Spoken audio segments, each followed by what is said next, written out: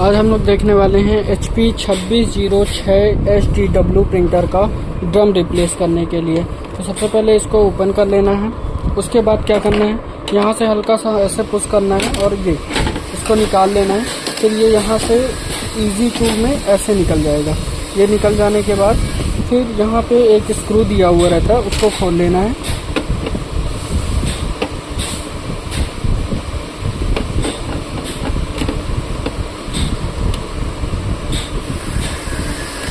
इस स्क्रू को खोलने के बाद ये हल्का सा इजी प्रेस करेंगे तो हो जाएगा। यहाँ पे फिर से एक बार ये लगाना है, तो इसको ऐसे करके ये ओपन हो जाएगा। फिर ये यहाँ से ये निकल जाएगा। उसके बाद फिर यहाँ पास एक कनेक्शन रिमूव करना पड़ता है। और सबसे पहले यहाँ पे अपन आ जाते हैं, पीछे की साइड आ जाते हैं और इस ढक्कन को खोल देते हैं। फिर इस ढक्कन को भी रिमूव कर लेना है एंड फाइनली ये नट को खोलना है आर एंड लेफ्ट। यहाँ पे एल और आर लिख दिया है मैंने मार्कर से, इसको आपको खोल लेना है। तो पहले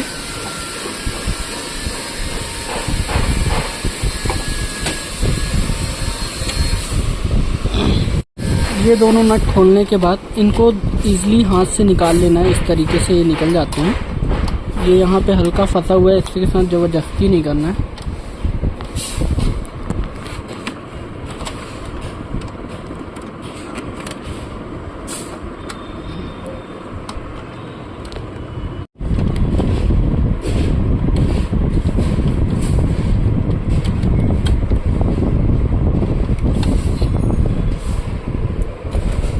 ये दोनों निकालने के बाद ये उधर पीछे की साइड पुश हो जाएगा, लेकिन यहाँ पे इसका ड्रम लगा होता है। ये ड्रम को भी हल्का सा हाथ की मदद से ये यहाँ पे पेचकस से इसको ऐसे पुश करना है। फिर इस पुश करने के बाद आगे पीछे ढकेलना है। यहाँ से इस तरीके से बाहर आ जाएगी ये यूनिट इसकी, इसका ड्रम ऐसे बाहर आ जाएगा।